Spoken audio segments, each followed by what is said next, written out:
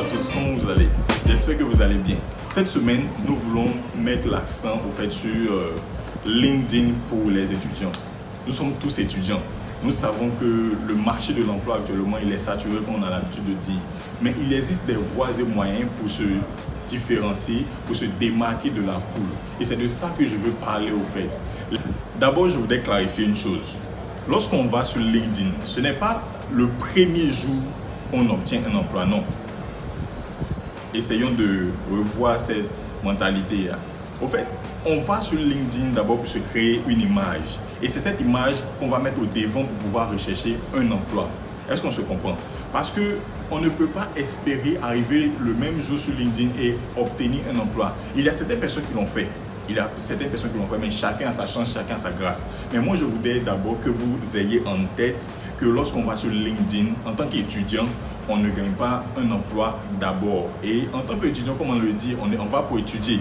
Voilà, étudier le monde professionnel, étudier comment LinkedIn marche, étudier les relations humaines, étudier plusieurs choses. Et c'est de ça que je veux parler au fait. Un étudiant sur LinkedIn, à quoi doit-il s'attendre?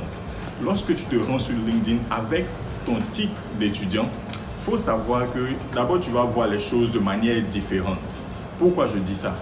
Sur LinkedIn, tu ne vas pas voir ces publications qui font le buzz, à qui la faute, Kalou Paul, non.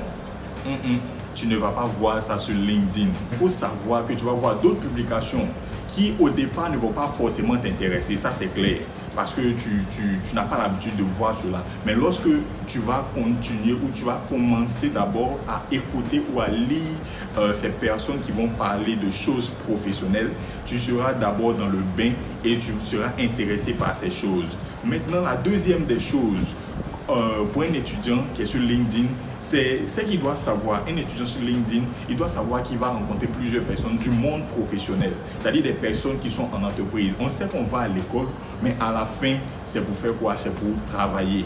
Voilà. La personne qui me dit qu'il ne va pas à l'école pour travailler, d'accord, il n'y a pas de problème, c'est son choix à lui, il n'y a pas de problème. Mais on sait que nous, on va à l'école pour travailler à la fin. Donc, lorsque je vais sur LinkedIn, je suis en contact avec les personnes qui travaillent déjà. Les personnes qui travaillent dans des entreprises en Côte d'Ivoire, en France, aux États-Unis. Je peux établir des relations, des connexions avec ces personnes. Et en établissant ces connexions avec ces personnes, j'ai la possibilité au fait de demander des conseils à ces personnes, de causer, d'échanger, je ne veux pas dire causer, laisser le mot causer, mais d'échanger avec ces personnes en leur demandant peut-être des conseils. Étant là-bas sur cette plateforme, on voit au fait les possibilités de carrière qui s'offrent à nous conformément à la filière que nous avons fait ou à la filière que nous faisons actuellement. Parce que comme on l'a dit, la finalité, c'est d'obtenir un emploi. Voilà. Et lorsqu'on va voir ces choses, on saura comment se comporter sur LinkedIn. Donc un étudiant sur LinkedIn, il doit s'attendre à voir de nouvelles choses, à avoir une nouvelle perspective du marché de l'emploi. C'était Jefferson.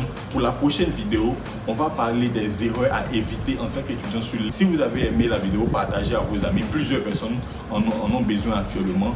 Et n'oubliez pas, vos suggestions, vos questions seront les bienvenues en commentaire. Que Dieu vous bénisse. On est ensemble.